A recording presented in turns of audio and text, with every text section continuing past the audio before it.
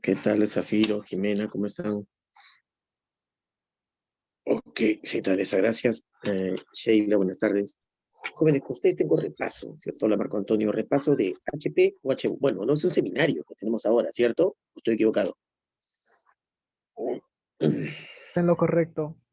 Ya, ¿es HP o HU? HU, ok. Ya, entonces, a ver, déjame ver. Vamos a ver el material, ¿dónde estamos? Compartir. Acá no hay nada que contextualizar. Mira, un seminario, generalmente, son más preguntas que un repaso. Hola, Ashley, ¿cómo estás? Eh, Sin embargo, son 30 preguntas. Voy a llevarlo como un repaso, así que participe igual. Voy a ampliarlo si no sabes. O sea, voy a reforzarlo, ¿no? Y ampliarlo si es que el tema ya lo sabes. Mejor hablo más aspectos. ¿Listo? Ya. Conste, participa, no sean mudos. Pantallita. Comenzar ahora. Pam. HP. Veamos por HU.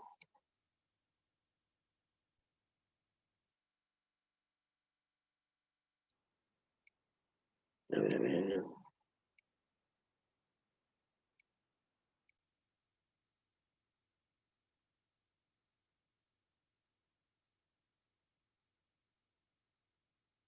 Estas. Acá está. Semestral seminario. Bien. Ya está. Veamos. Dame primero tu parecer en cada pregunta y quiero que intervengan todos, ¿ah? Bueno, la mayoría. Dice, el Australopithecus afarensis destaca por, a ver, Lucy es otro referencia. La pesada de la Etoli es un ejemplo de Australopithecus afarensis. A ver, dime.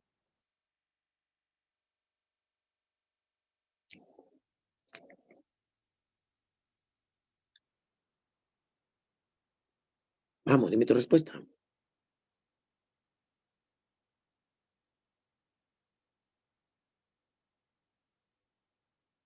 Participa, dime, activa tu audio. Si estás escribiendo, yo no te leo.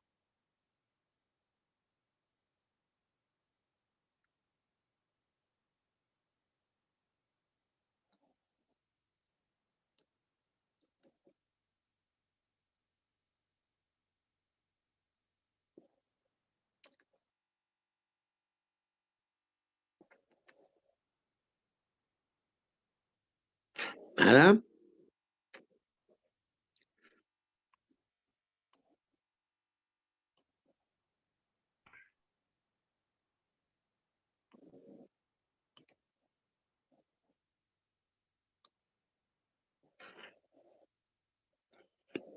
No puedo creerlo. Hable, joven, la clase se va a hacer larga. Bueno, si nadie habla, significa que no saben. Están mala. Crear los primeros asentamientos humanos en África. Asentamientos humanos lo hicieron, eran nómadas, recuerda. A ver, veamos. ¿Será el primer homínido que logra la bipedestación? Sí, esa es la respuesta. ¿Cómo lo recuerdas? Con esto, pues primero con un cuadro taxonómico, eso ya lo sabes, ¿cierto? Ya no hablaremos de reino, de frente con primate, ¿cierto? O sea, con orden, el orden. Después de orden viene familia, ¿cierto? Después viene superfamilia, o sea, tribu, ¿cierto? Eso no nos importa. Después familia viene para nosotros, género. Después género viene especie, o de especie viene grupo o subespecie. Grupo o subespecie. Bueno, a ver. Todos descendemos de un primate muy antiguo, pertenecemos al orden de los primates, al que han llamado procónsul, ¿cierto? Ramidus. Ya. Dos grandes familias de primates, ¿cierto? La familia homínida Y los simios póngidos, ¿verdad? Los póngidos. ¿Cuál corresponde a nosotros? Los homínidos, ¿cierto? Aquí inicia el proceso de hominización con los homínidos. Dos géneros. El género Pithecus y el género Homo, ¿cierto? La gran diferencia entre ellos. Ambos son homínidos, inician el proceso de hominización, pero son dos géneros distintos. Del género Pithecus hubieron varias especies. A ver, dime algunas de ellas. Ya, a ver, dime una de ellas. Está, por ejemplo, el Ramapithecus, muy antiguo, el Ardipithecus, recientemente descubierto y más antiguo que el más conocido, que son los Australopithecus, ¿cierto? Bien. Y del género, ya después del género Homo hablamos. Sigamos con los pitecos, estas son las especies más conocidas. ¿Cuál es la que mayor cantidad de fósiles se han hallado del grupo Australopithecus, ¿cierto? De la especie Australopithecus. ¿Cuántas subespecies, profe, o grupos hay? Está el Australopithecus afarensis, que es el más antiguo descubierto de ellos. Ahí tenemos a Lucy, por ejemplo, un resto fósil, las pisadas de la Etoli, ¿verdad? El Australopithecus robustus, el niño de Town, ¿de acuerdo? Es uno muy importante, el niño de Town, ¿sí? ¿Listo? Luego el Australopithecus, a ver, africanus, robustus, afarensis, africanos. Dentro de ellos, ¿cierto? El niño de Kenia, africano muy importante. Ahora, ¿por qué se caracterizan, profesor? Ya, primero, el Australopithecus, o sea, el afarensis, es el primer bípedo que se conoce. ¿Qué demuestra que Lucy era bípeda? ¿De acuerdo? La pisada de Tolly son unas huellas que demostrarían bipedismo. Hay tres tipos de huellas y solamente andan en dos patas. ¿De acuerdo? ¿Sí? Son de las extremidades inferiores. Y Lucy, el tamaño de la pelvis. El tamaño de la pelvis, el hueso iliacal, demuestra que ella andaba bípeda. Mira, cuando aún el cerebro era pequeño todavía. Cuando antes se pensaba que el tamaño del cráneo diría mucho del bipedismo. Esa es la importancia de la afarensis. El robustus era muy grande, medía 1,60 m, 1,70 m. El africano es escasamente hallado, pero el cráneo es el más grande de los tres. Ahora, el Homo. ¿Qué especies hay de Homo? Si las conoces, ¿no? El Homo habilis, el Homo ergaster, el Homo erectus, el Homo antecesor, el Homo sapiens. Y de la especie sapiens, dos subespecies o grupos, el sapiens neandertal y el sapiens sapiens. Logros del habilis, el primero en fabricar herramientas, ¿cierto? Lo que diferencia justo al hombre de los pitecos, del resto de homínidos. Primero en fabricar herramientas, no el bipedismo. El ergaster ya consumía carne, era carroñero, ¿cierto? El erectus es el primer migrante, sale de África. Y además el erectus ya domestica, produce el fuego. ¿Cierto? Era un gran cazador, vivía agrupado en bandas. El antecesor, ¿cierto? Es europeo, nada más. Es descendiente del erectus. Era bastante grande para su tamaño, un cráneo y un cerebro bien desarrollado. El sapiens neandertal ya entierra a sus muertos, hace prácticas funerarias y tiene lenguaje articulado. Y el sapiens sapiens de nuestra especie se diferencia de dos cosas del resto. El tamaño del cerebro es el más grande y posee capacidad artística. Surge el arte parietal y mobiliar. ¿De acuerdo? Eso es lo que debes saber de ellos, sus diferencias y el cuadro taxonómico que es evidente. ¿Ok? Ya no te pases, ¿eh? ¿Qué tanto quieren? ¿Eh? Ay. Ok. Bueno, entonces ahora sí creo que irás con todo, ¿no? Es el primer homínido que logra la bipedestación. No lo olvides. Ya hemos repasado. Ya que no lo sabías, repasamos esto. Siguiente preguntita. El principal cambio producido durante la revolución neolítica. Uy, características de la prehistoria. Vamos, changones. Díganos, está fácil. Principal característica del neolítico. Pasar de una economía de subsistencia a una economía de producción. A ver, ¿qué dice el resto? Quiero saber si está bien aprendido. Lo mismo, pasar de una economía de subsistencia a una de producción. Ya, una tercera opinión. ¿Alguien que diga que es otra cosa?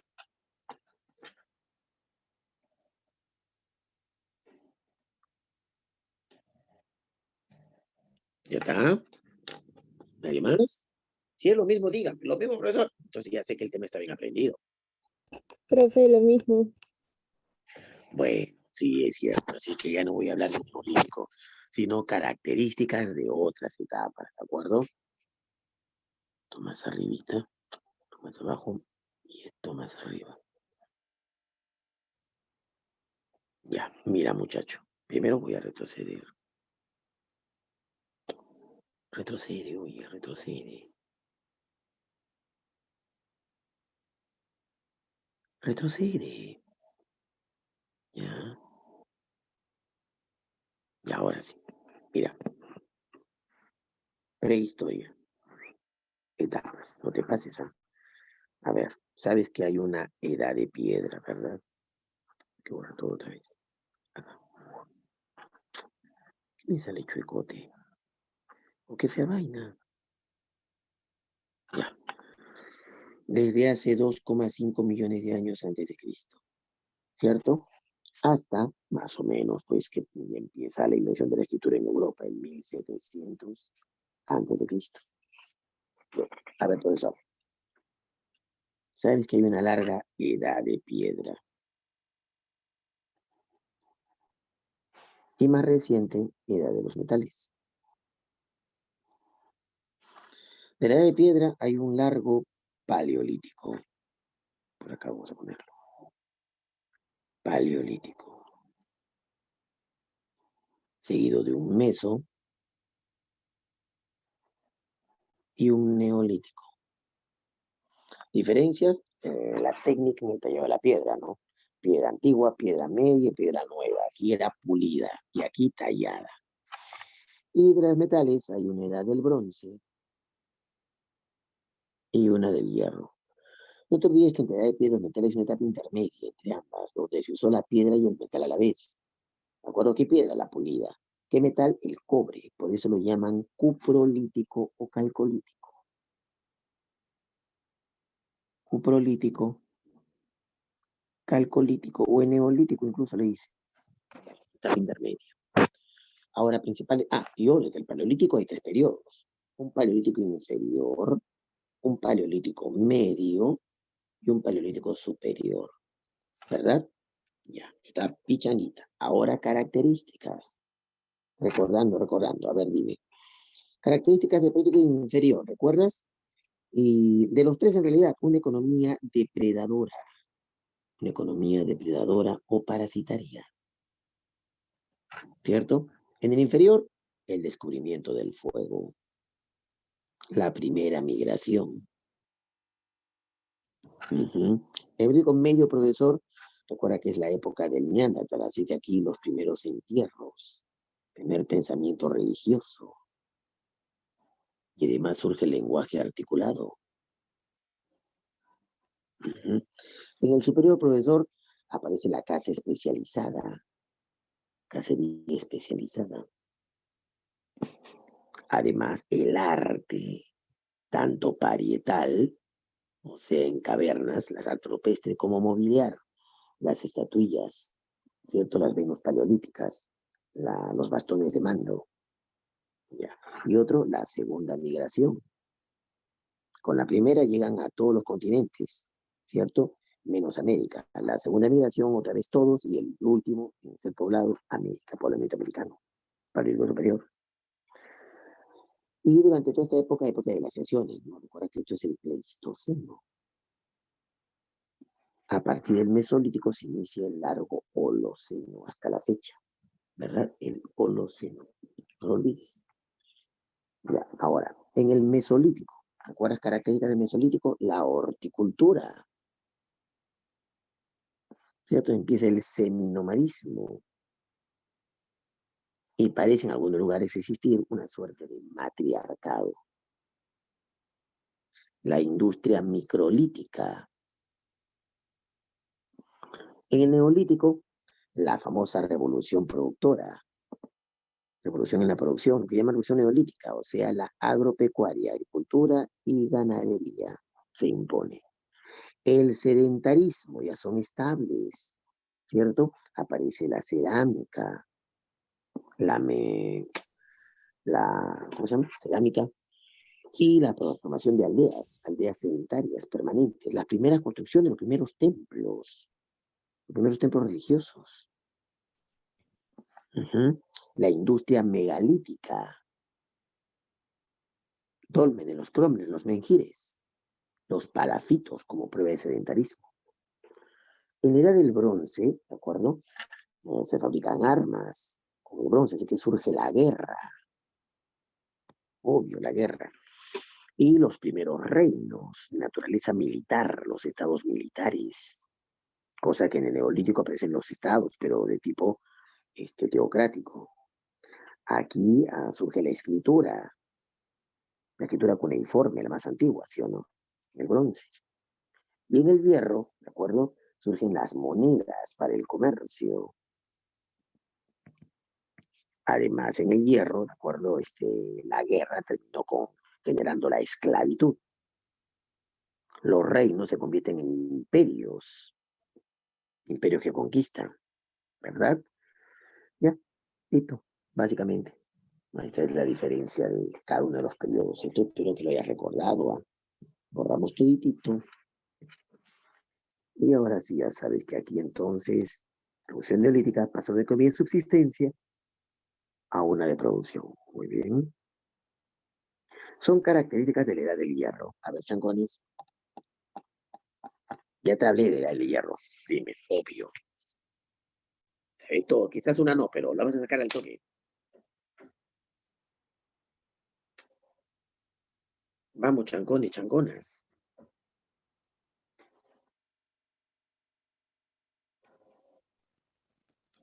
¿3, 4 y 5? Ya, el varón dice 3, 4, 5. ¿Qué dice el resto? Lo mismo. ¿Alguien más? ¿Alguien que diga que es 2, 4, 5? 2, 3, También 4. 3, 4 y 5. Ya, a ver, ¿alguien más? Bueno, que ya son 3 ya. Sí, felicidades, muy bien, 3, 4, 5, porque 1 corresponde al neolítico, ¿cierto? Los menhires, los crones, arquitectura religiosa, la arquitectura megalítica. La escritura cuneiforme aparece en el bronce, ¿cierto? No en el hierro. De que tiene que ser de 4 5, pero profe, no me dijo alfabeto silábico. Lo inventan los fenicios. Y adivina, ellos son de la edad del hierro, ¿de acuerdo? Así que ya sabes otra característica más del hierro, el alfabeto silábico. Entonces, 3, 4, 5, pichanita.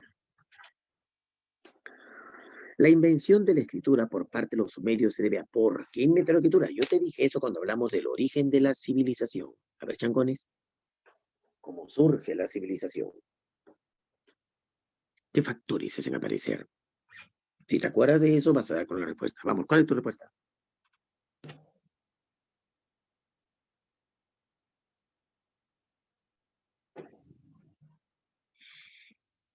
Nada.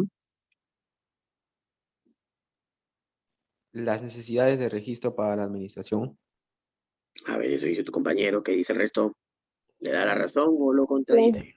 las necesidades de registro para la administración. Ya Lo van mismo. 2. Se ponen de acuerdo. Cuidado, que eso no está mal también, ¿ah? Sí, aquí la respuesta es beso. Corresponde un tema. Voy a ampliar entonces cuál es el surgimiento de la civilización. Sí, para eso se crea la escritura. Pero vamos a repasar cómo surge la civilización. Vamos a retroceder. Ya, mira. El origen de la civilización. Para que esto tenga sentido, obvio que tienes que saber qué demonios es civilización, ¿sí o no? ¿Qué es civilización, profe?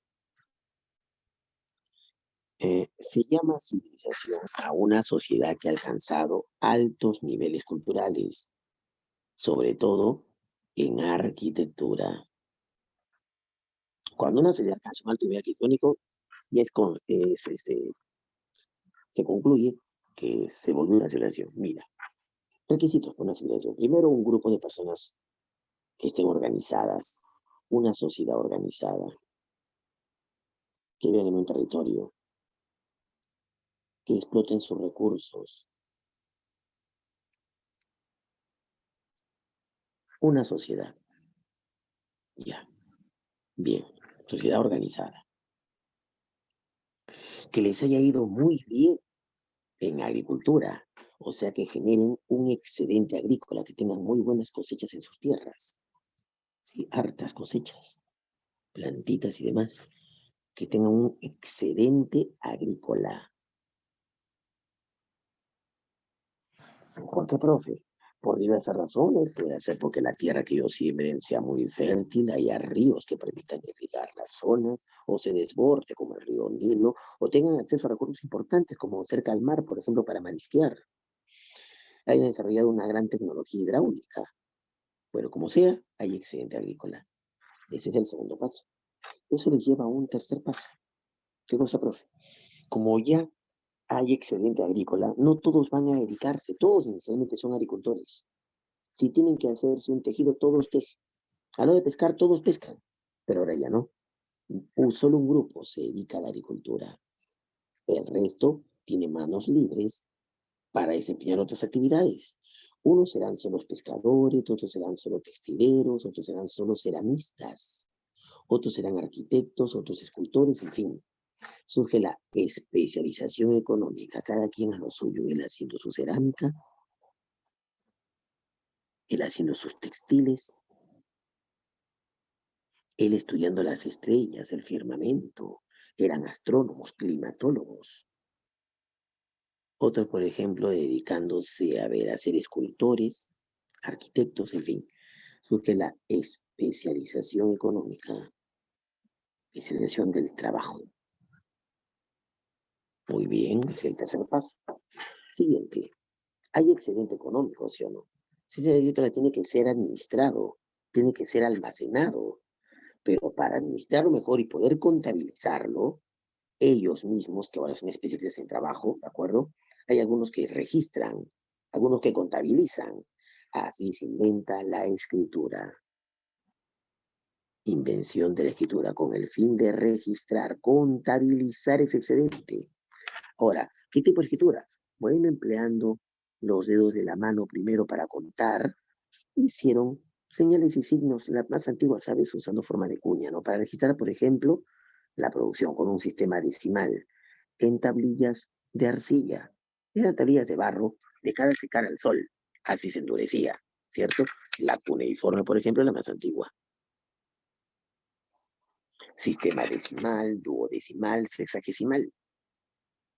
¿Cómo surge, profe, el sexagesimal? Por la base 12 primero. ¿Por qué? Porque contaban con estos 4 dedos. Y sabes, usaban las falanges, con 4 nudillos. ¿Sabes cómo falanges no hay? El dedo tiene 3, 1, 2, 3, antes de llegar a la base de la mano. Así contaban, 1, 2, 3, luego usaban la otra mano. 4, 5, 6, luego la otra, 7, 8, 9, 10, 11, 12. Así surge el tema sexagesimal, por si acaso. Ya, ya, inventa la escritura. Ya se inventa la escritura. Ahora tienen que organizarse y almacenar ese excedente económico que se ha cosechado para épocas donde no va a existir, ¿no? Tiene que haber un grupo dirigente, alguien que los dirija, de entre ellos que son especialistas, ceramistas, textileros, agricultores, ganaderos, artesanos, de todos ellos, el que empieza a dominar al resto es el astrónomo. Claro, ellos van a guiar al resto. ¿Por qué? Cada uno de ellos tiene un poder. Él sabe hacer cerámica, él sabe cosechar, sabe arar la tierra, sabe criar ganado. Cada quien tiene lo suyo. Él es textilero. Todo el mundo se encarga de una actividad esencial. Pero todos dependían del astrónomo, porque él sabía cuándo llovería y cuándo no. Así surge el tercer requisito, una élite administrativa. ¿Quién? Este sacerdote. Esta élite, ¿de acuerdo? Era en naturaleza religiosa, era un astrónomo, era un climatólogo que se hizo pasar por representante de los dioses, por sacerdote. Esto dio pie al siguiente requisito, el surgimiento de un Estado. Pero ¿cuál fue el primer tipo de Estado? El Estado teocrático. Ya surgen los primeros estados, ¿te das cuenta? O sea, ya una organización más compleja. Y este personaje, ahora el que dirige, le dice al resto que hay que administrar este excedente y toda la producción en templos. Ya conocían los templos, pero ahora en templos, aparte religiosos administrativos, como los sigurats, como las pirámides de Caral, se organizan para construir verdaderos complejos ceremoniales, pero que además servían para almacenar ese excedente. Así surge la gran arquitectura. Y te dije que este era el paso último para el surgimiento de una civilización. ¿Te das cuenta?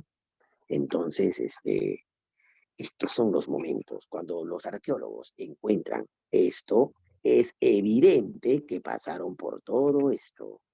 ¿Entiendes? Claro. Profe, ¿hay excepciones a la regla? Sí. Un caso, Caral, por ejemplo, no tiene escritura, ¿verdad? Pero no es que no encontraron. ¿Para qué es una escritura? Ponte tu audio y dímelo. Si no hay escritura, profe, no pueden pasar por todo esto, porque la escritura revela que pudieron administrar, pudieron contabilizar. ¿Cómo pueden tener una gran organización sin contabilizar? Adivinen, Caral no hay escritura, pero ¿qué hay que revela administración? ¿Qué hay? ¿Qué se halló en Caral, por ejemplo? ¿No sabes? Oye, ¿qué se halló en Caral que hasta los incas usaron para Los contabilizar? quipus, Quipus. ¿No me crees? En Caral se hallado quipus. No quipus complejos como el de los incas, que los que hacían los quipucamayos. No, pero se han hallado cordones con nudos. Ese sistema de hacer nudos a distintos cordones para contabilizar, sistema ancestral. Mucho antes que los incas, los huari lo hacían. Mucho antes que los huari, ya los chavinos conocían. Incluso los caral. Esa fue la primera forma que se dio aquí el hombre andino para contabilizar. Eso eran los quipus. Los cordones de distinto color para contabilizar. Cada color pintaba un sector, un grupo o un aspecto a contar. Papas, camotes, pescado deshidratado, cosechas de algodón, población, mujeres, niños, cada color del cordón. Ahora el nudo representaba cantidad. Ahora pues se ha perdido quizás la técnica, ¿no? Que hay expertos que saben y dicen cómo se hacían los tipos. Bueno, cada nudo representaba una cifra específica y la distancia que había entre nudo y nudo representaban si eran decenas, centenas, porque se sabe que usaban el sistema decimal, ¿de acuerdo? Alucinante, así que sí pasaron por todo este proceso. Hicieron equipos para administrar ese excedente agrícola económico. Tuvieron un estado, gran arquitectura, estaban bien organizados. La prueba de ello también son sus construcciones, ¿no? O sea, eran sedentarios, permanentes. Cumplieron todos los requisitos. Así es que Caral es la civilización más antigua de América. ¿De acuerdo? Ya sabes entonces los pasos para que surja una civilización. Y estoy seguro que tenemos tendencia positiva. Yo tengo una perspectiva de eso. Bueno, entonces ya sabes aquí, ¿dónde está? La invención de escritura por parte de los sumerios se debe a necesidades de registro para la administración, que hacían los ensiopatesi, que eran esos sacerdotes que los administraron al inicio. Dentro de la religión egipcia, el dios de la sabiduría, representado con un cuerpo humano y cabeza de ave, ibis. A ver, dime. Tot, Vamos. Tot. Ya van Tot. dos, ¿qué más? Muy bien, entonces si te digo con cabeza de halcón y que representaba el amanecer, la resurrección, ¿quién tenía cabeza de halcón? Horus. Claro, pues significaba la unificación del Alto y Bajo Egipto, ¿sí o no?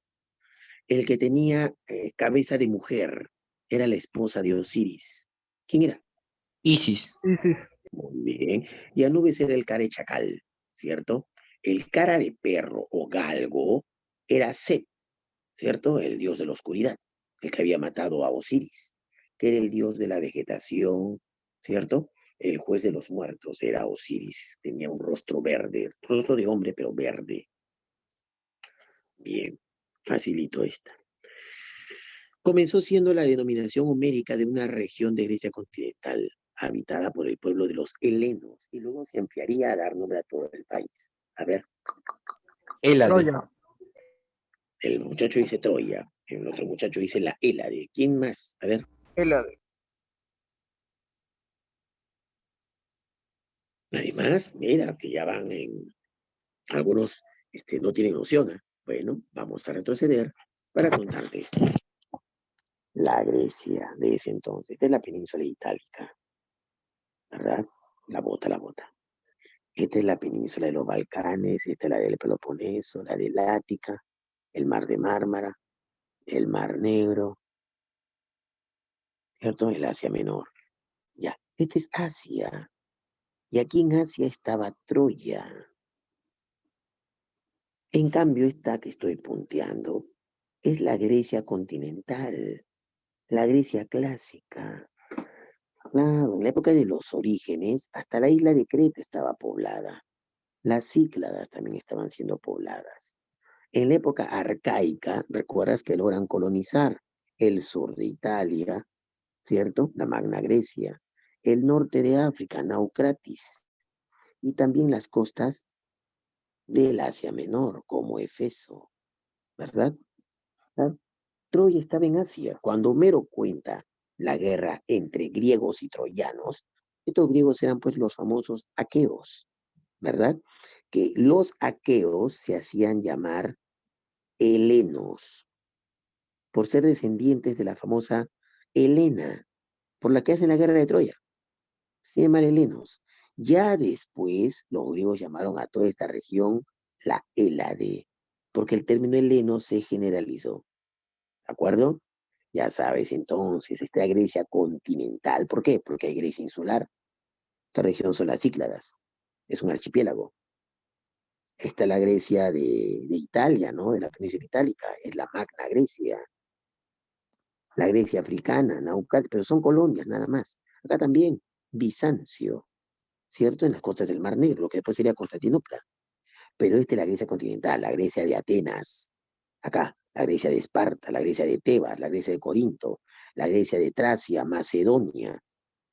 ¿De acuerdo? No te olvides eso, que la Grecia continental, la Hélade. Entonces aquí la respuesta es besito. ¿De acuerdo? Ya. Siguiente. Selecciona correctamente, ya. Esto hasta por literatura lo sacas, no te pases. Vamos, por filosofía también lo sacas. A ver, Heródoto.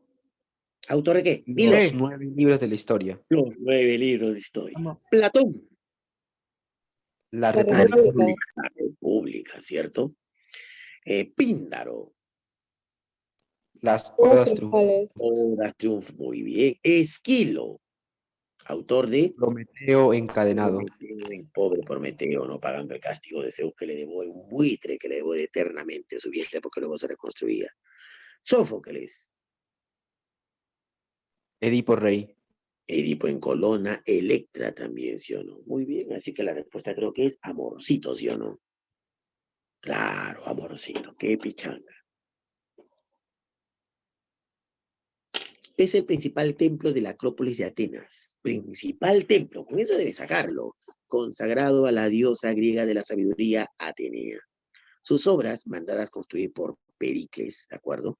Sus arquitectos, Ictinio y Calícrates, proyectaron un grandioso edificio construido enteramente en mármol, procedente de las canteras del monte Pontelicón, de unos 70 por 31 metros. La resiedumbre del orden dórico requiere de un profesor así sobrio, muy simple, sencillo, un aspecto sólido.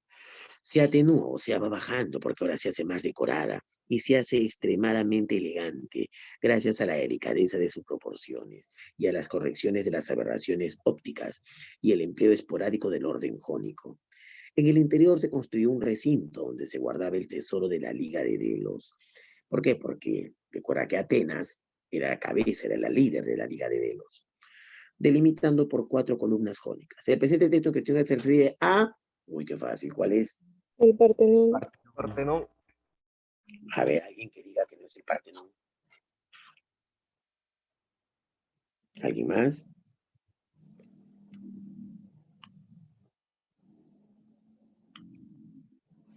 Claro, el Partenón, facilito, ¿sí o no? Muy bien. Pero, ¿cómo, profe? ¿Qué debemos saber del Partenón? Y Recuerda que Atenas era una polis. Toda polis, toda ciudad. Atenas es una región montañosa. Si tú visitas Grecia, Grecia se parece bastante, ¿sabes a qué? A la sierra peruana y a la ceja de selva. Grecia tiene sierra y tiene selva. Es una bonito paisaje, rodeada de mar por todas sus costas. Y como toda sierra y ceja de selva, tiene montañas. Son así, ¿no? Unas elevadas, algo planas y zonas montañosas más altas. Por aquí también. Así es el paisaje de Grecia. Ya, la gente habitaba las partes más bajas, acá, pues, las partes más bajas. En las partes más altas construían sus principales edificios públicos, templos, una que otra fortaleza o palacio de sus líderes. Sobre todo sus templos, que eran muy religiosos, recuerda. Si la ciudad era grande, la muralla que protegía la ciudad estaba alrededor. Si la ciudad era chica, solamente protegían esta parte elevada. La parte elevada se le decía Acrópolis, que significa parte alta de la polis, de la ciudad. La gente, la mayor parte de la población se hacía común y corriente y los esclavos también vivían en la parte baja. Y ahí habían mercados, ¿cierto? Habían edificios públicos, pero de todos, ¿no? Y aquí un ágora, una plaza donde se reunían a debatir. Sus principales casas, ¿cierto? Sus talleres, estaban abajo. Ya esta es la Acrópolis. En la Acrópolis de Atenas se hizo el Partenón, la más bonita de sus construcciones. En realidad fue una reconstrucción. Cuente eso, profe. Atenas fue destruida durante la Segunda Guerra Médica. Tras las guerras médicas, Pericles reconstruye la Acrópolis de Atenas y la hace más hermosa que nunca. Pero quedará recontra destruida durante las guerras del Peloponeso. Claro, los espartanos destruyen Atenas por segunda vez y jamás tuvo un periodo de auge como el que había tenido en el siglo de Pericles. Recuerda eso. Ya sabes que fue el Partenón, entonces, en qué época de quién se construyó y quiénes fueron los arquitectos. Surgió bajo la época monárquica de Roma, hacia el siglo VIII a.C. Te hablan de una institución. ¿Cuándo se queda? Están preguntando. Mejor dicho, ¿cuál es esa institución? Y en un primer momento constaba únicamente de 30 miembros, elegidos entre la casta superior, o sea, la nobleza, los patricios. Ante ellos, los reyes y sus consejeros presentaban todos aquellos aspectos importantes al reino, y los integrantes se encargaban de aprobar o desaprobar los proyectos, alianzas y tratados que el rey podía establecer. O sea, eran asesores del rey. Pero, sin embargo, existirá por más tiempo. ¿Qué institución es? El Senado. La niña dice el Senado. ¿El resto?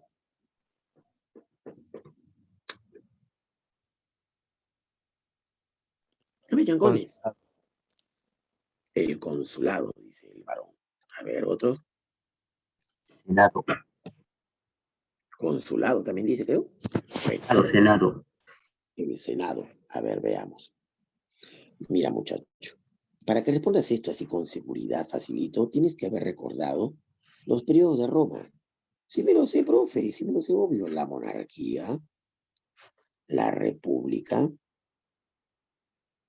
y el imperio. ¿Quién no se lo sabe, profe? Entonces, ¿sabe la diferencia? Claro, la forma de gobierno. Aquí gobernaba un rey. ¿Desde cuándo, profe? Desde el 753 más o menos, antes de Cristo, hasta el 509, con la rebelión de Marco Julio Bruto, ¿no? Claro. Y matan la monarquía. Claro, matan ese sistema, deponiendo al último rey, a Tarquino el Soberbio, e instalan un modelo sui generis hasta el año 29 a.C., donde surge el imperio, hasta, como sabes, el 476 con la caída de Roma occidental. Ya. La gran diferencia, primero, es la forma política. Aquí gobierna un rey, secundado por un senado, que eran una suerte de asesores. Pero estos reyes, recuerda que en el tiempo de rey hubieron dos dinastías de reyes, la latina, descendientes de Rómulo, y luego reemplazados por los etruscos. Los etruscos gobernaban más para el pueblo, para los plebeyos. El senado se puso picón, y la rebelión de Marco Junio Bruto acabó con el gobierno de los reyes etruscos. Así está alguna forma propia de ellos, sui generis, como te dije, ¿no? Ahora el Senado siguió existiendo, y el Senado era la cabeza de las instituciones durante la República. Pero no puede gobernar, pues ahora son más miembros. De 300 miembros llegaron a ser, en el imperio serán más todavía. Así es que ellos eran los representantes de Roma. Ellos eran el verdadero cuerpo legislativo, hacían leyes. Pero el gobierno no puede estar en manos de muchos. Hasta que se pongan de acuerdo para gobernar, imposible, ¿sí o no? Por eso, el ejecutivo lo encargaron a 2 cónsules. Eran 2. Bueno, primero al inicio los 2 eran patricios. El Senado los elegía. Pero recuerda que desde ya la monarquía se va dando un enorme problema en Roma. ¿Qué cosa? La lucha entre 2 sectores sociales, entre patricios y plebeyos. Claro, al inicio, durante la monarquía, había presión pues de los plebeyos, querían más derechos, ¿cierto? Durante la república, esta lucha se hace cada vez más grave y les van dando ciertas leyes, ¿no? Una de ellas fue que los plebeyos pueden también tener un miembro como cónsul. Así, también otra reforma que dejaron que las asambleas lo elijan. Y es que al inicio los cónsules los elegía el Senado, pero luego cambió. Aparte del Senado, aparte de los cónsules, para el Poder Judicial y otras funciones burocráticas, aparecieron las magistraturas, diversas magistraturas. Y para elaborar otras leyes y elegir a las magistraturas, diversas asambleas. Sobre todo habían 3 asambleas en Roma. Su función, que reuniera diversos sectores sociales, ¿de acuerdo? Y puedan ellas promulgar otro tipo de leyes y elegir a sus magistrados. Por ejemplo, la asamblea curial elegía a los curies. ¿Quién era el curio? ¿Un sacerdote? La asamblea centurial elegía a los pretores, que eran jueces, y además a los cónsules llegaron a elegir. O sea, la elección de los cónsules ya no estaba a cargo del Senado. Pasa a cargo de la asamblea centurial. La asamblea tribal elegían al tribuno de la plebe, ¿sí o no? Otra magistratura, el tribuno, que asistía al Senado, no era senador, pero tenía la capacidad de vetar las leyes que hacía el Senado.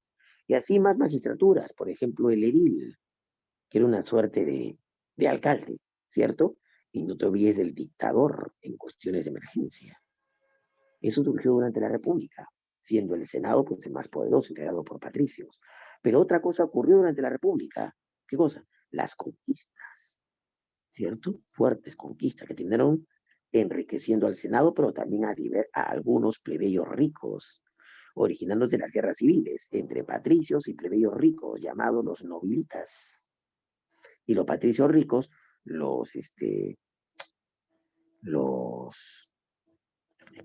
se llaman los equites, nobilitas, y los otros eran los optimates. Entre optimates y equites surge una guerra civil. 3 guerras civiles a la larga. Las guerras civiles terminaron haciendo que los militares lleguen al poder. Así surge el imperio, ese gobierno de una élite militar llamada la Guardia Pretoriana, a través de la figura de un emperador. Claro, tras él estaba la Guardia Pretoriana. Hubieron 2 grandes periodos del imperio, ¿no? De emperadores. El Principado, con 4 dinastías, luego un periodo de fuerte anarquía, ¿no? Y al final el dominado los últimos emperadores que tienen que enfrentar el crecimiento de Roma, pero mejor dicho, las invasiones bárbaras tras el crecimiento de Roma. La época de auge cultural en Roma fue el Principado, sobre todo en el siglo de Augusto, empezando nomás. La época de mayor expansión, de mayor velocidad de expansión fue la República, con las conquistas. Están las guerras púnicas. En estas guerras, de acuerdo de conquistas, eran las guerras púnicas contra los cartagineses. Eso lo vimos, ¿ah? Cuando vimos Roma. Así que aquí la respuesta es por acá arriba, la respuesta es el Senado, ¿de acuerdo? No los cónsules se encargan del Poder Ejecutivo. Ante la decadencia de los monarcas en el antiguo periodo, estamos en Imperio Carolingio, mire, Edad Media, en el periodo merovingio, decadencia de los monarcas merovingios. ¿Cómo se llamaron los últimos monarcas merovingios? ¿Cómo lo llama la historia? Esos reyes que encargaron el gobierno. Reyes holgazanes. Reyes holgazanes. Claro, los holgazanes. Ante la decadencia de los monarcas en el antiguo periodo merovingio, los últimos merovingios, pues los holgazanes, los nobles se convirtieron, sus nobles de palacio, ¿no? Se convirtieron en los verdaderos detentores del poder. ¿Quiénes eran? Mayordomos de palacio. Mayordomos del palacio. Mayordomos, qué fácil, ¿cierto? Mira, estos mayordomos eran una verdadera familia, porque ese cargo era hereditario. Así que esta familia de nobles terminó acumulando pues mucho poder político. en desmedro de los reyes merovingios. ¿Quién fue el último rey merovingio?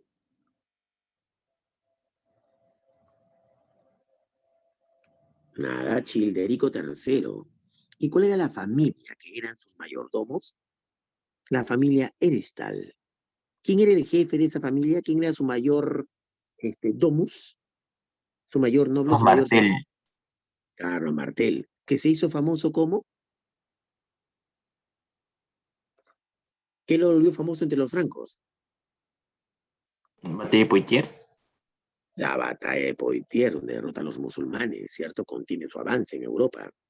Semejante popularidad de la familia Erestal fue aprovechada por el hijo de Carlos Martel. Él depone a Childerico III, un golpe de estado, ¿no? Y se hace rey. ¿Quién era el hijo de Carlos Martel? Que es el primer rey que ya no era merovingio. Pipino el Breve. Pipino el Breve. ¿Y él qué nombre le da a su dinastía? El nombre de su viejo. ¿Qué dinastía le da? ¿Qué nombre le da a su dinastía?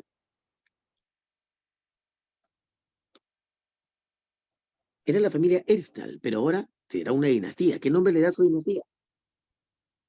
Carolingia. Carolingia, por Carlos Martel, pues, por su padre, por Carlos Martel. Carolingia la llamó. Pero él era solo un reino, sin embargo, era un usurpador, un golpe de estado. Tenía que legitimar su dominio. ¿Cómo lo legitima? Aliándose con el papado, con la Iglesia Católica. Sin embargo, su reino se convertirá en un imperio con su hijo. ¿Con quién? ¿Con quién surge el imperio carolingio? Carlomagno. Con Carlomagno. No es lo mismo que carolingios a secas. Los carolingios son una dinastía, ¿cierto? Y el primero, pues es Carlos Martel, solo que no era una dinastía todavía, era una familia Erestal. La dinastía es fundada por Pipino el Breve, que convierte a los francos en un nuevo reino carolingio ahora. Sin embargo, Carlomagno lo convierte en un imperio. Él hace conquistas, ¿verdad? Y aquí la respuesta son los mayordomos de palacio. Monumento más famoso de Estambul. Es una de las más, ¿qué dice? De las más hermosas maravillas arquitectónicas, al igual que una de las iglesias más grandes del mundo. El edificio representa varias culturas, claro, porque adivina, era una iglesia católica construida en época de los romanos, ¿sabías? Fue encargada primero por los romanos y fue en el año 360 después de Cristo, antes de convertirse en el principal lugar de oración cristiana de Constantinopla. ¿Por qué? Porque después de ser destruido por terremotos, ¿de acuerdo? En dos ocasiones, eventualmente una nueva basílica se construyó en el siglo VI. Esa es la que construyó Justiniano. Había sido una iglesia católica, nada más, pero Justiniano la convierte en una hermosa catedral. Él es el verdadero constructor. ¿De cuál?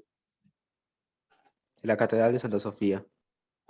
Claro, la mayor construcción arquitectónica de toda la Edad Media. No puede ser la Mezquita Azul. La Mezquita Azul, o Cúpula de la Roca, se encuentra en Palestina, bueno, entre la frontera de Israel y Palestina. Y fue construida en la época de los ortodoxos, de Mahoma. La Basílica de San Pedro, no te pases, eso es de la época del humanismo y el Renacimiento, ¿sí o no? Por el Papa León X. La Catedral de Notre Dame es en Francia, es la Catedral de Santa Sofía, ahí en Constantinopla, ¿no? ¿Por qué dice que pasaron varias culturas?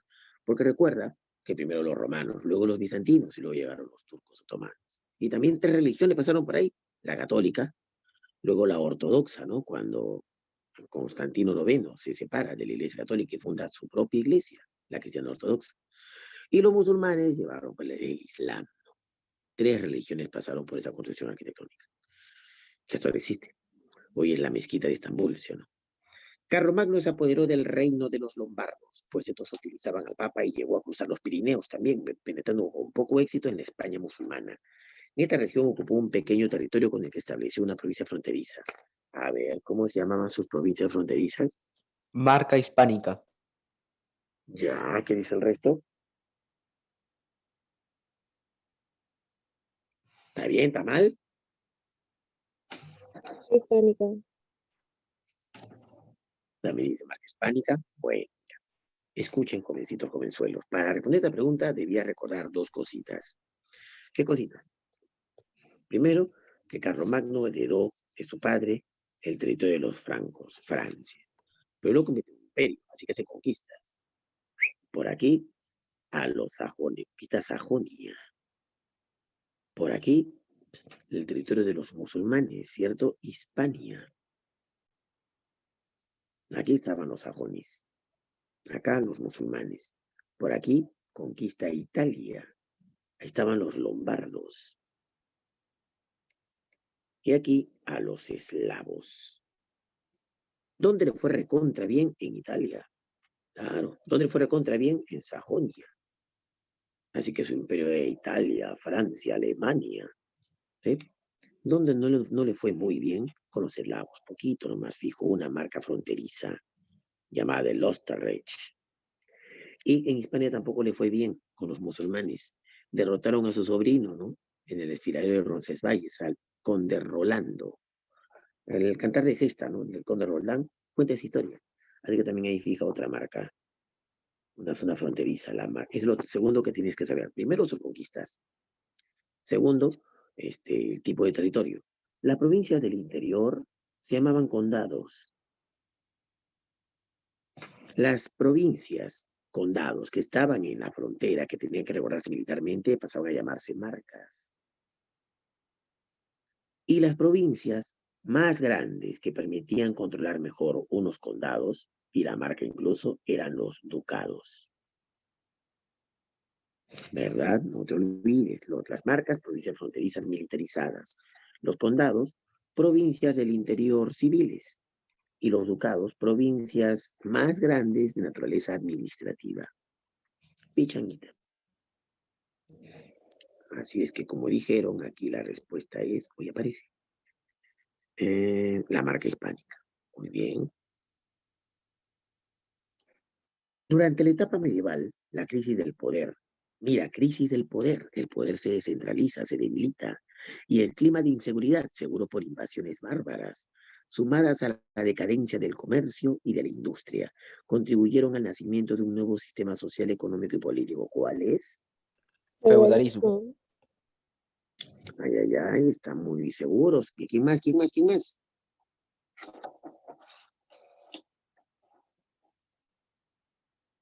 Feudalismo.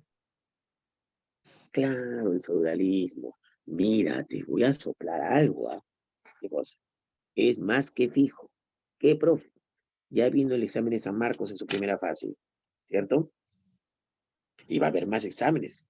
Pero ya, a lo que voy es que ya la jefe de la OCA ya aseguró que habrá uno en octubre, ¿cierto? Y otro en diciembre, creo. Así que prepárate para las inscripciones. A lo que voy es que, mira, no ha venido feudalismo en estos dos exámenes, el sábado y el domingo.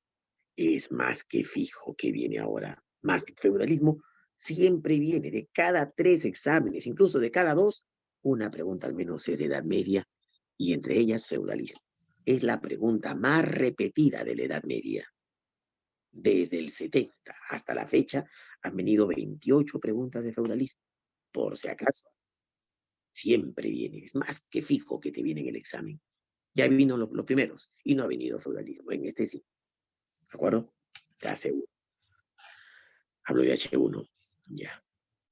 ¿Qué más? ¿Qué puede venirme, profe, de feudalismo? A ver, vamos a retroceder para contarte. ¿Qué viene de feudalismo, profesor? 4 cositas. Primero, ¿qué es, no? Un sistema. Es algo más complejo, ¿cierto? Y dentro de qué es, su origen. Luego, características. O sea, políticas económicas y sociales, porque eso fue un sistema político económico y social. Luego, ¿de acuerdo? El sistema de relaciones feudales, la servidumbre, el vasallaje, y dentro de ello, ¿de acuerdo? El famoso sistema estamental, los estamentos sociales. Cómo eran las relaciones entre la nobleza, el clero, el campesinado. Y por último, la estructura de un feudo. Solo vimos en clase, ¿eh? Por si acaso te puede venir el feudalismo. Es más que un hecho. Con esas 4 cosas la haces linda y es lo que más viene. Es un tema muy sencillo, supuestamente difícil de entender, pero ya te lo conté con diapositivas, es facilito. Ya. Entonces, un hecho, mira, y para demostrar que sabe bastante feudalismo, dime aquí cuál es la respuesta. A ver, dime si es verdadero o falso. Los lazos de dependencia se hicieron personales. Desapareció la concepción del hombre ligado a un Estado, o sea, el concepto de ciudadanía, ¿no? Y a unas leyes territoriales. Y se originó la dependencia de un hombre con respecto al otro. ¿Eso es verdadero o falso? Verdadero. Claro, eso es recontra verdadero. Surge la servidumbre y el vasallaje.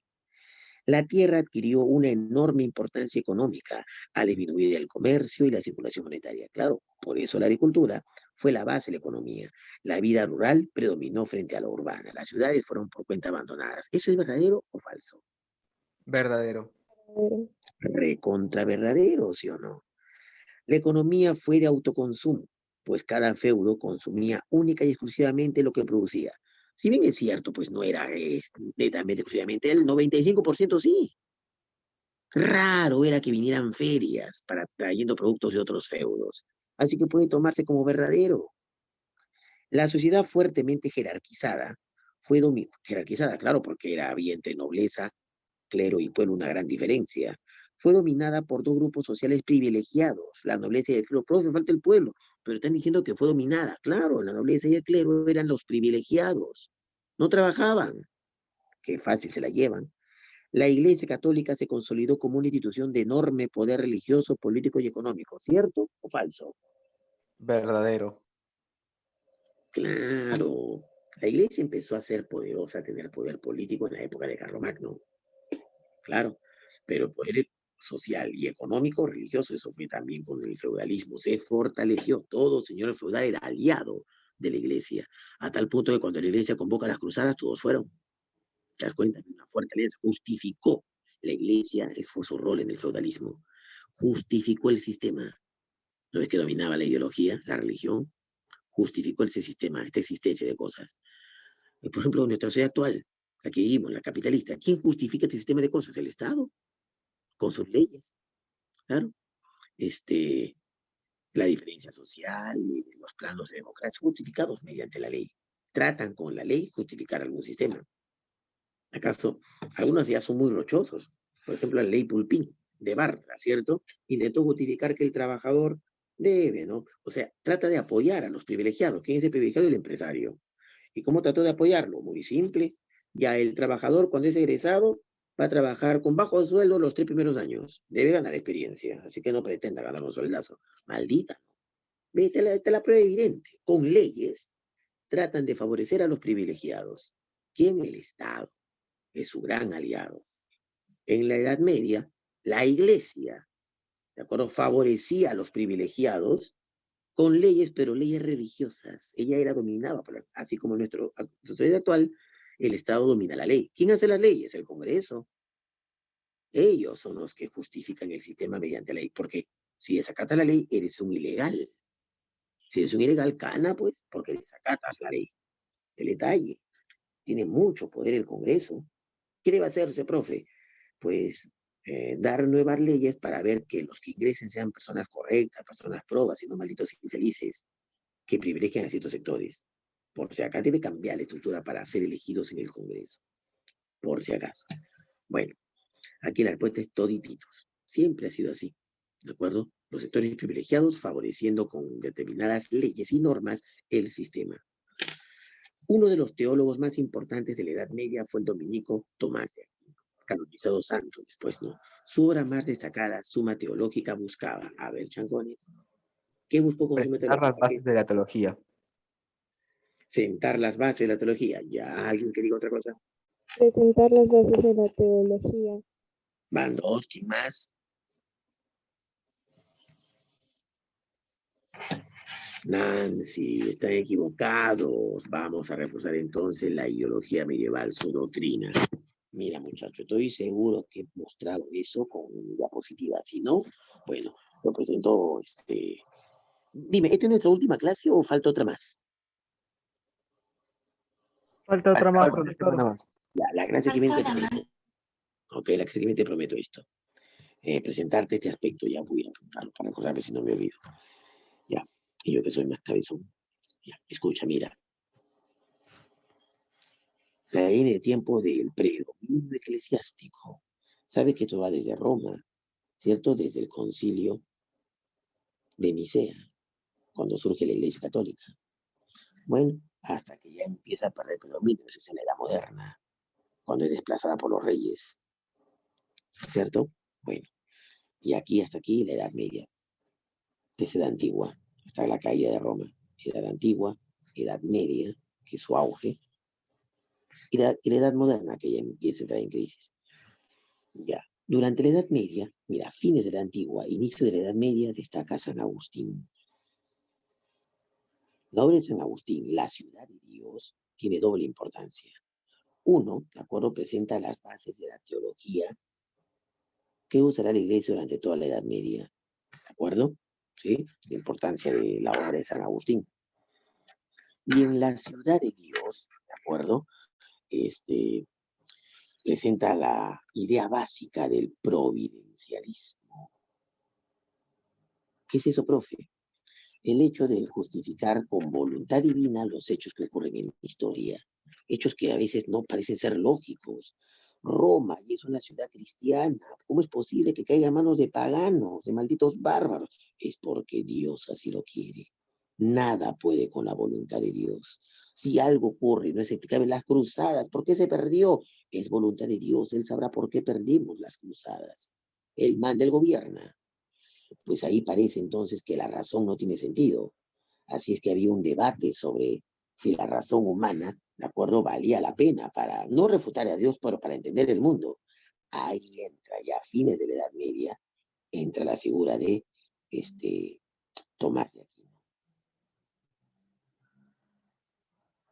¿Sí? Ya se habían creado órdenes, habían dos tipos de órdenes religiosas, es otra cosa que debe saber de la Iglesia, las órdenes mendicantes y las órdenes militares. Las mendicantes hacían votos de pobreza, castidad, ¿no? Dominicos, agustinos, ¿de acuerdo? Los militares estaban las órdenes de los templarios, hospitalarios, por ejemplo. Lo hacían para proteger a los que miraban al Santo Sepulcro. Bueno, Tomás de Aquino, en su obra, ¿de acuerdo? Suma Teológica, tiene doble importancia.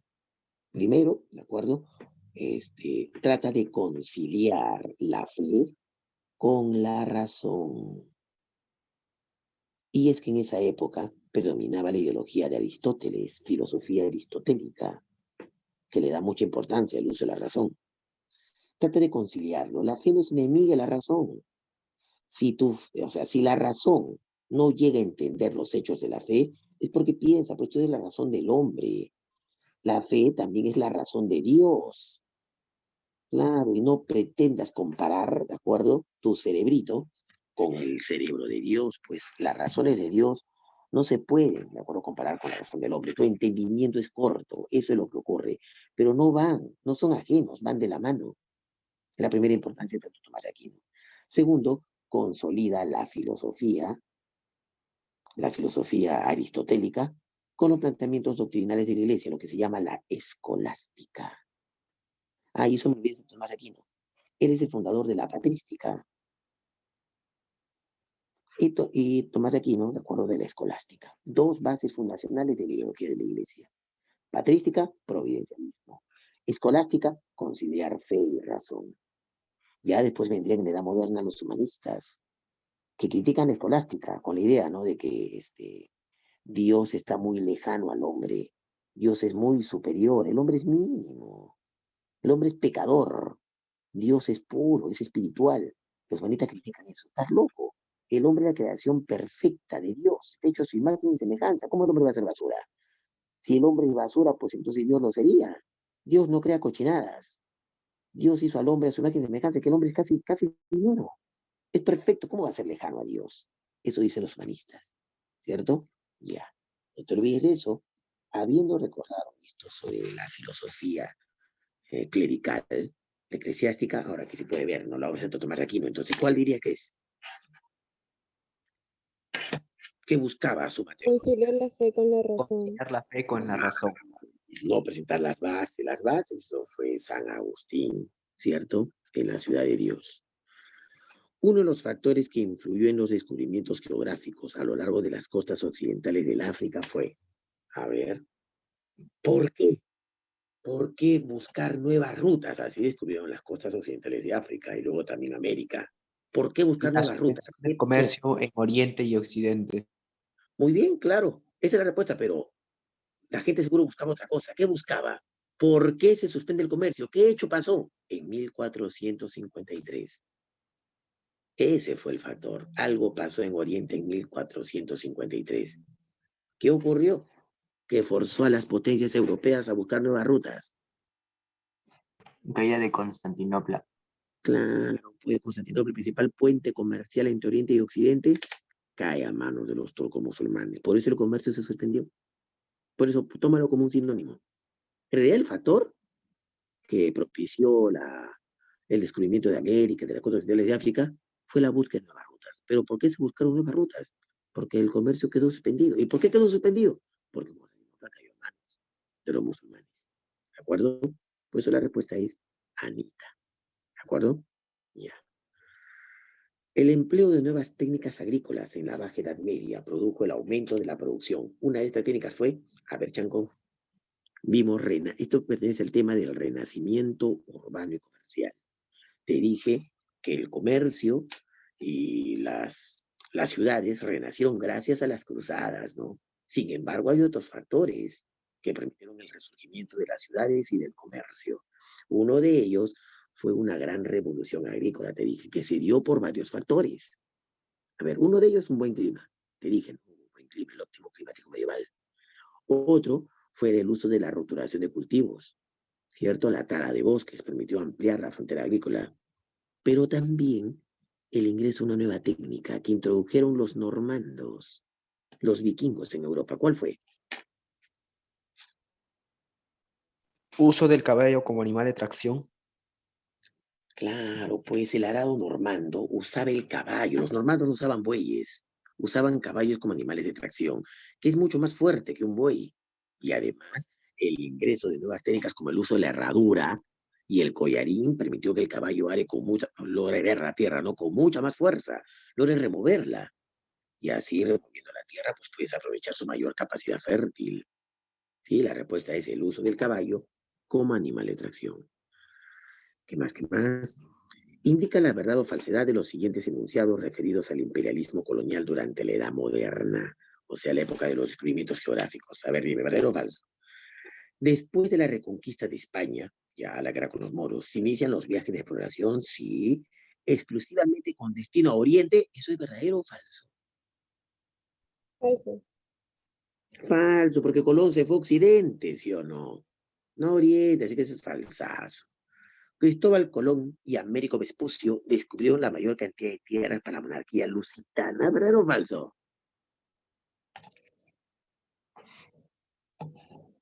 Falso.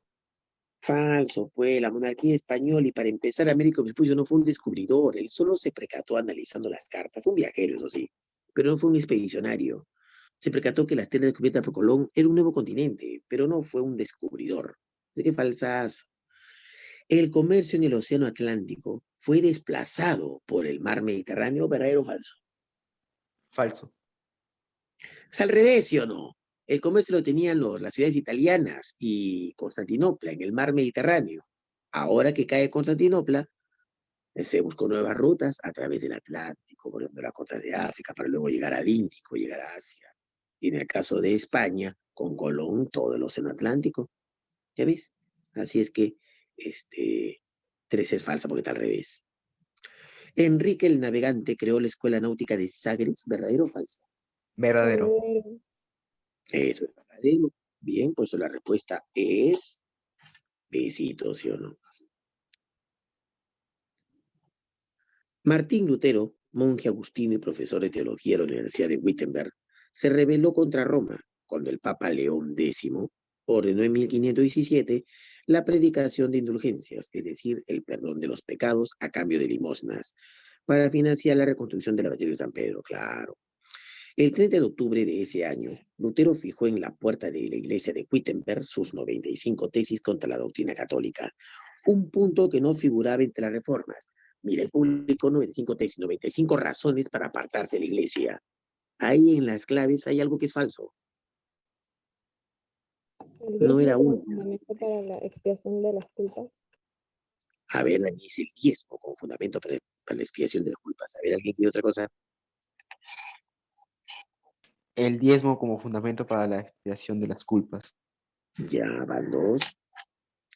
Correcto. Él decía, de acuerdo, que la única forma que seas salvo, que se expíen tus culpas, es mediante tu fe. Cree que Dios es tu salvador y serás salvo, dice. Lo dice la Biblia. No mediante las buenas obras o pagando tu diezmo a la iglesia. Falso, dice Lutero. En cambio, lo demás, ¿sí? Es salvación por la fe, no por las obras. Abolición del celibato total. Él estaba en contra, pues, del celibato. ¿Qué es el celibato, profe? El que el sacerdote se mantenga, pues, puro, casto, virgen. Y eso es un voto de castidad que la iglesia creó para evitar que durante la Edad Media, antes el sacerdote divina podía tener familia. Eso desde antes de Cristo. Recuerda que Cristo basó su ideología en la religión judía. Él era judío. La religión que él predicaba era la judía, pero dándole una nueva interpretación, aunque él mismo dijo, yo no he venido a cambiar la ley, ¿cierto? La ley es la misma, yo he venido, de acuerdo, a interpretarla de forma correcta, porque los malditos fariseos y maestros de la ley, los levitas, estaban interpretando a su antojo. Él vino a interpretar de forma correcta, y hay varios pasajes que no puedes darte cuenta de eso. Hablo que son cristianos, ¿no? Que somos cristianos. Hay varias pruebas de eso. Él vino a hacerla respetar. La ley no vino a cambiarla. Por ejemplo, el día de reposo. La ley decía, no se trabaja en día de reposo. Eso decía la ley. Por eso cuando sus discípulos empezaron a recoger espigas para alimentarse día de reposo y le critican, ¿qué estupidez? ¿Quién no se levanta en la mañana a prepararse un desayuno en día de reposo? Tienes que comer, por el desayuno viene a tu cama, ¿no? Dice, ¿quién no saca a sus hijos de un pozo que se ha caído en día de reposo? Eso te genera esfuerzo, pero no lo vas a dejar abandonado ahí todo el domingo. Claro, él aplicó simple sentido común para interpretar la ley. Y así hay un montón de pasajes. En la Biblia, adivina, no se habla de celibato. Los levitas, que eran los escogidos para ser sacerdotes, podían tener hijos. Eso fue una creación de la Iglesia de la Media. ¿Para qué? Para evitar que los sacerdotes que administraban una diócesis y tengan hijos, los hijos pues tengan el derecho de seguir administrando la diócesis, como lo hizo su padre, que era un sacerdote. Para no generar herencia en la administración, es que eliminaron eso. Y tendrán que ser célibes para que así no tengan hijos. Pero debe ser un voto terrible. ¿Eh? Debe haber personas, yo no quiero desconfiar de todos, pero hay pruebas de que evidencia que estos malditos tienen harto sexo. Claro, sí, violan hasta niños. Hay denuncias, no están por las puras. Yo sí creo esas denuncias, pues es difícil mantenerse célibe. Debe ser difícil, como es hombre, ¿no? Está el sentimiento carnal, pero bueno, debe haber personas que puedan. Debe tener una fortaleza de espíritu y de cuerpo alucinante. Claro, mi respeto para esas personas. Si pueden controlar emociones carnales, obvio que van a poder controlar, no sé, una ira. Son personas que no gritan, pues. Alguien te molesta, tienes que ir y grita, cállate, oye, reacciona, ¿cierto? A ver, controla eso, es bien difícil. Bien difícil. Si una persona puede controlar su ímpetu sexual, obvio que puede controlar cualquier cosa. Por eso admiro a esas personas. Deben ser personas tranquilas, calmas, que recapacitan, ponen primero la mente por encima del cuerpo. Mis respetos. Alguien te pega tu mano, sola se mueve la cara de él, ¿no? Para reaccionar al toque le pegas. No, pero personas piensan primero. Mis respetos. Se da la otra mejilla antes, ¿no? Mis respetos para esas personas, pero no creo que todos puedan. Por eso, sí creo que hay malditos que tienen sexo, que violan. Bueno, Lutero, adivina, tenía mujer y tenía hijos, pero también se opuso al celibato inmediatamente. Así es que Casas y respuesta, él pretendió abolir el celibato, reducción de los sacramentos a dos, claro, a lo de dos, ¿no? El bautismo y la Eucaristía. Bueno, así que la clave aquí es el diezmo. Él no apoya, no es que no apoye el diezmo es voluntario para financiar tu iglesia, dijo él. Conflicto bélico inmerso en un proceso revolucionario que enfrentó a la costa atlántica de Norteamérica. Con eso lo sacas. Ya, con el apoyo de Francia y España con Gran Bretaña, que marcó el inicio de un largo proceso de derrumbe del colonialismo en el hemisferio occidental, en el cual las potencias europeas perderían sus principales colonias. ¿Qué evento es este? La independencia de las 13 colonias. Claro, pues obvio, están hablando de los Estados Unidos, los futuros Estados Unidos. Eran colonia de Inglaterra. Fueron los primeros en todo el continente americano en cortar con su metrópoli. Sirvieron de ejemplo para luego las rebeliones americanas de independencia, ¿no? Las latinoamericanas, las del Caribe también. Las de Brasil. Los primeros fueron los colonos ingleses. Claro, abanderando, ¿no? Los ideales de la Ilustración. Claro, dedito la República. Y fueron los primeros en establecerse un gobierno republicano, aunque federal, con constitución y demás. Esta publicación significó la destrucción de la superstición, claro, porque se basaban en la ciencia y el acceso al conocimiento humano. En la Francia absolutista, sin embargo, provocaría un estallido de controversias a causa de la intolerancia religiosa. Claro, en Francia no toleraban cualquier forma de religión. Y estos personajes, Diderot y D'Alembert, ¿de acuerdo? Hablaban de Lutero, Calvino y elogiaban a los reformistas de la Edad Moderna. Mira, la misma elogiaba a pensadores protestantes de la Reforma, ¿lo ves? Y desafiaban los dogmas de la Iglesia Católica. Voltaire, Montesquieu, ¿cierto? El libro fue prohibido en su totalidad.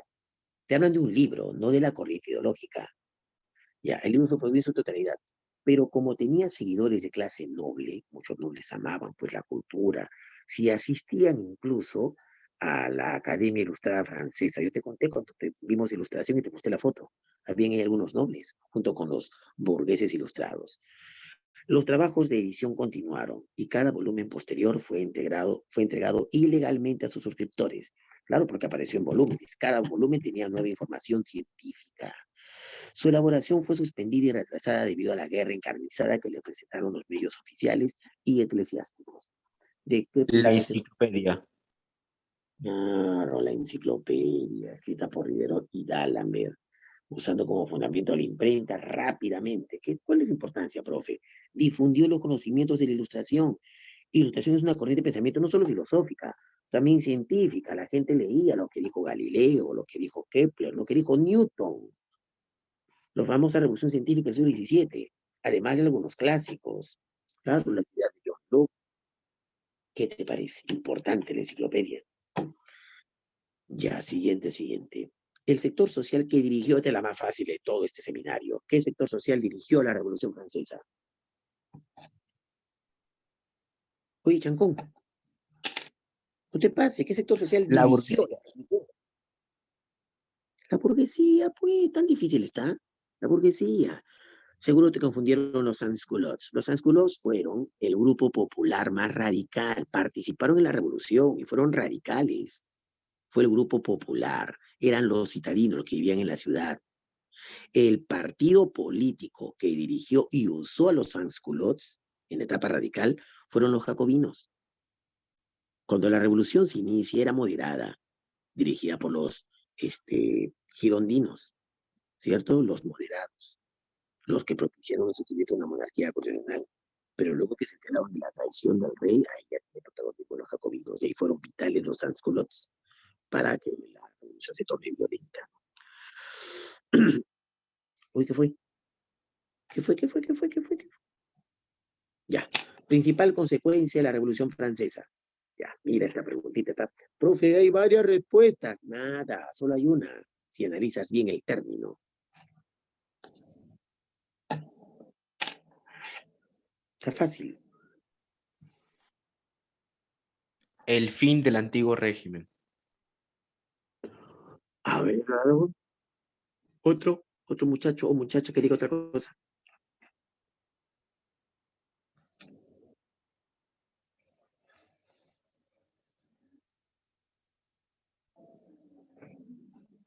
Vamos, Fin joven. del antiguo régimen. Ya, profe, ¿por qué no puede ser liquidación de la feudalidad, la que era monarquía absoluta? Para empezar, la feudalidad es un sistema político, económico y social, ¿de acuerdo? Como sistema había caído hace un montón de tiempo, cuando viene la edad moderna. Ya no era el sistema predominante, sino el capitalista. Luego, la caída de la monarquía absoluta y antiguo régimen, supuestamente lo mismo, pero monarquía absoluta, mira la diferencia que te voy a contar, para que ya no las confundas, ¿de acuerdo? Ya, te doy un ejemplo, me vas a decir la diferencia. A ver, ¿qué ejemplo te doy de actual, para que veas que no es lo mismo? A ver, ¿qué se me ocurre?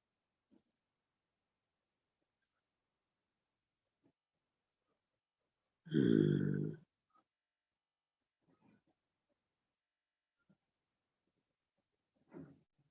ya. La cumbia colombiana. La cumbia. No sé si escucho cumbia. ¿Has escuchado cumbia? ¿No?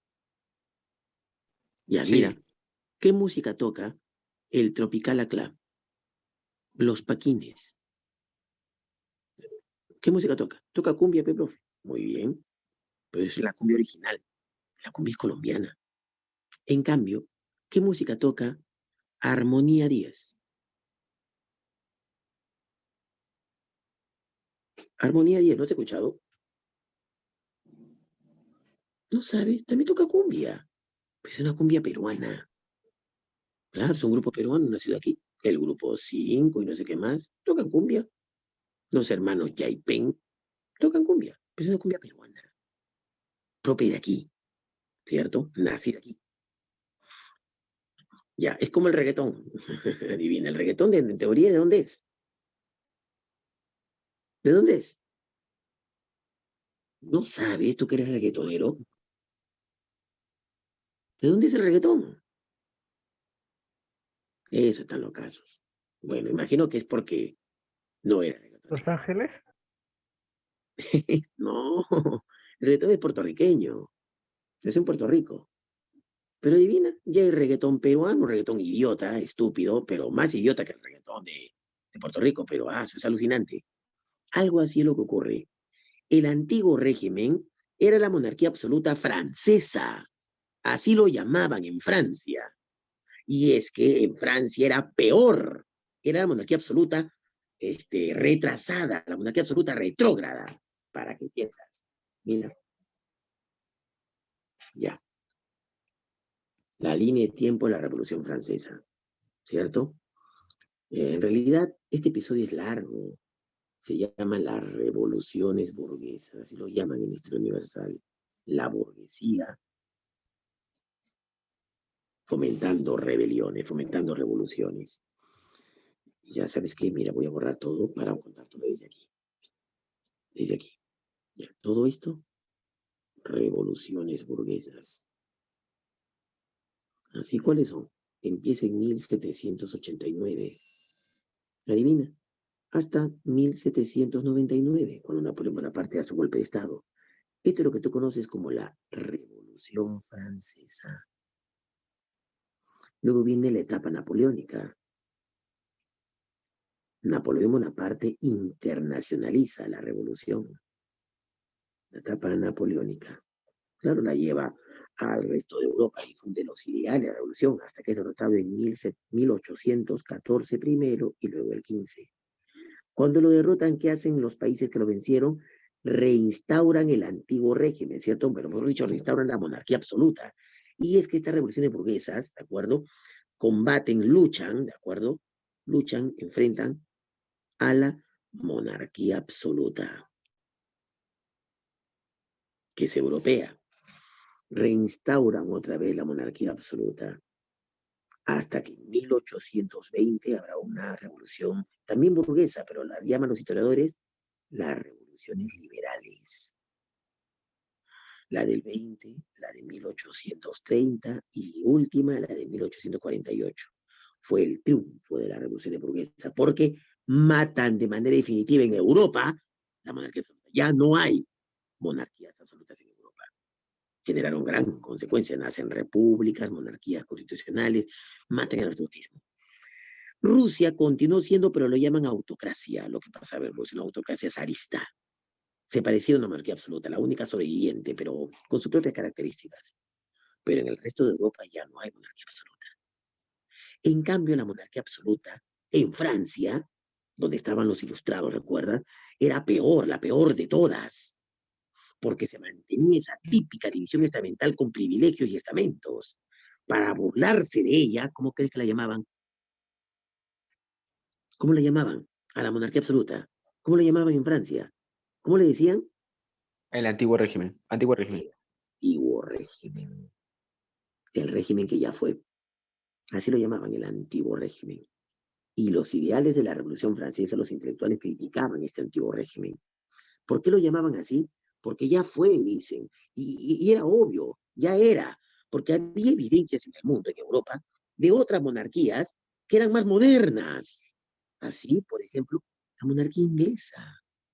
Inglaterra, mira, precio, oye, Inglaterra, en el siglo XVII nomás, mira que esto es siglo XVIII, en el siglo XVII instaló una monarquía parlamentaria.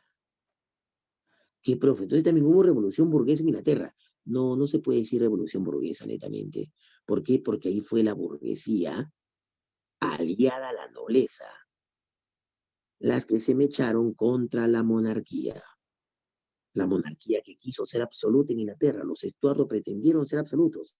La burguesía y la nobleza se aliaron y se mecharon con la monarquía. Y la convirtieron en una monarquía parlamentaria.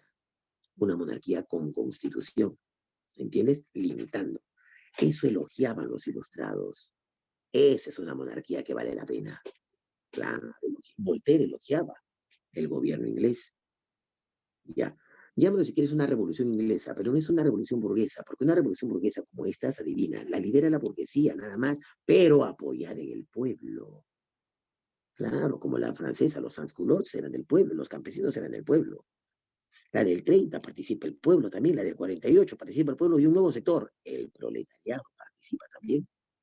En la revolución de burguesas lidera la burguesía, pero participa el pueblo. En la inglesa no participa el pueblo. Fueron los nobles y su ejército aliados con los burgueses que se mecharon con los reyes y los obligaron a firmar una declaración de derechos.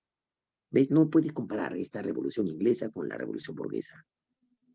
No puedes. Sin embargo, a toda esta época le llaman la era de las revoluciones, porque hay otra también, la famosa revolución industrial.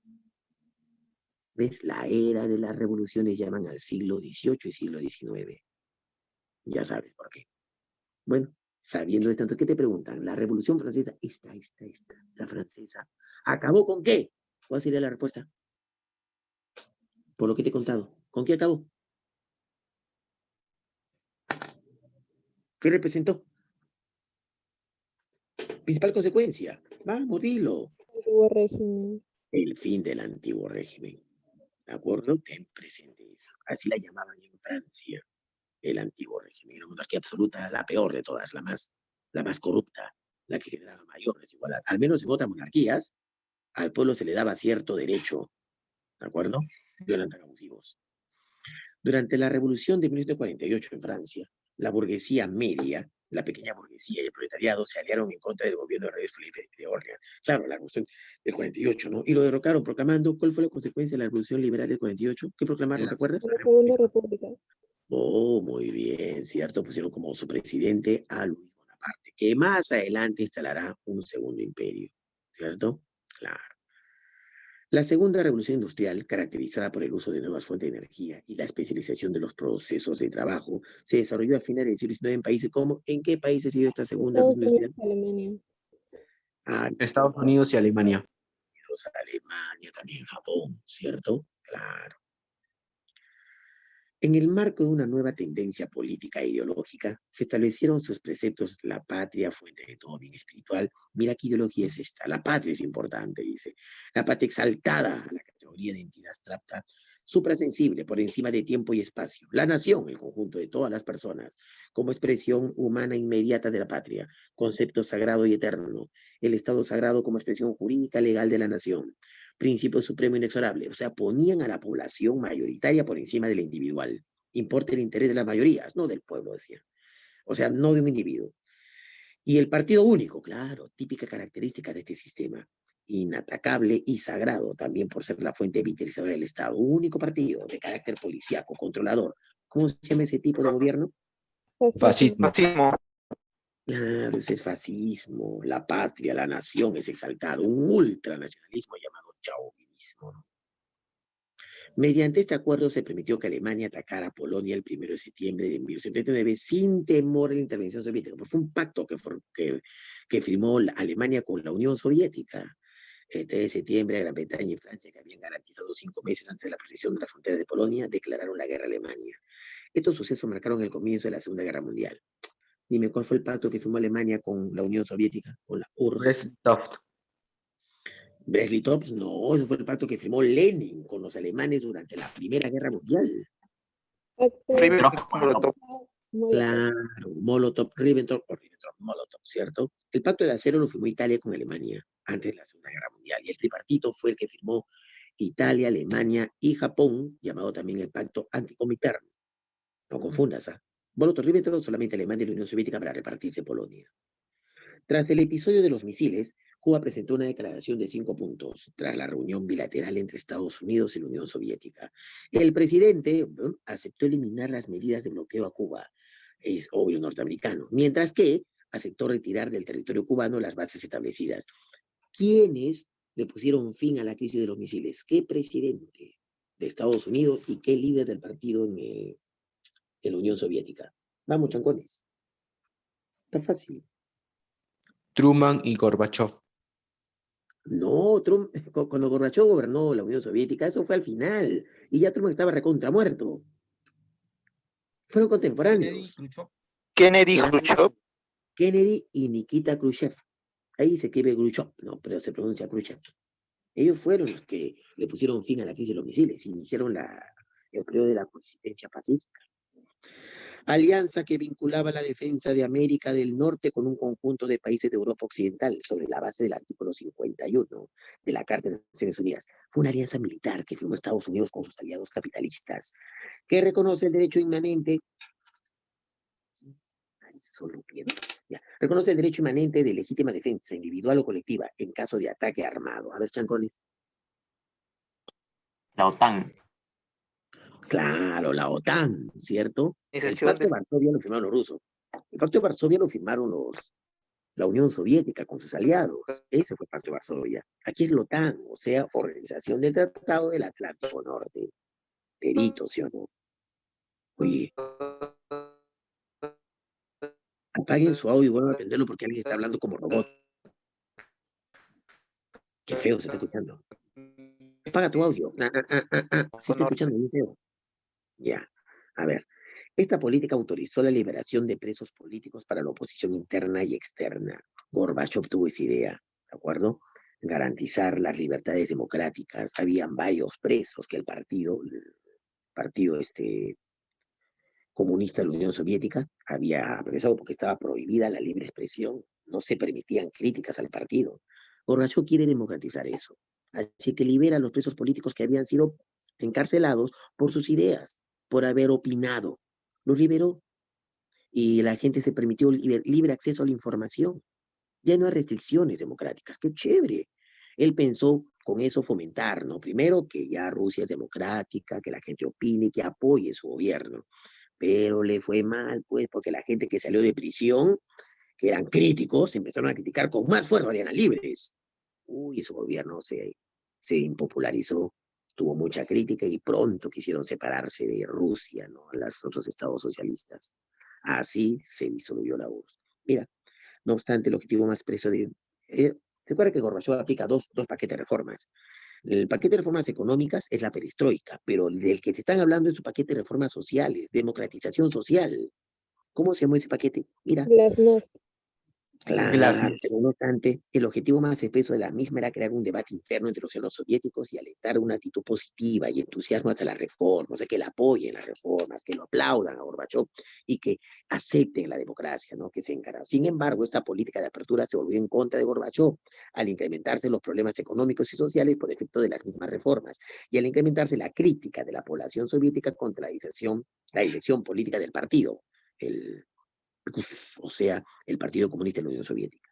Glasnost, como dices tú, facilito. No te olvides, la perestroika son paquetes económicos, de reformas económicas. ¿Sabe nuestro lema? Estudia, no seas vago, y perdona, no seas rencoroso, el rencor te mata. En resumen, sé chancón y sé buena gente. Listo, jóvenes, ahí nos quedamos. Muchas gracias también, cuídate bastante, Jimena. Estudien, no sean vagos y sean buenos. Clarita, recen, ¿ah?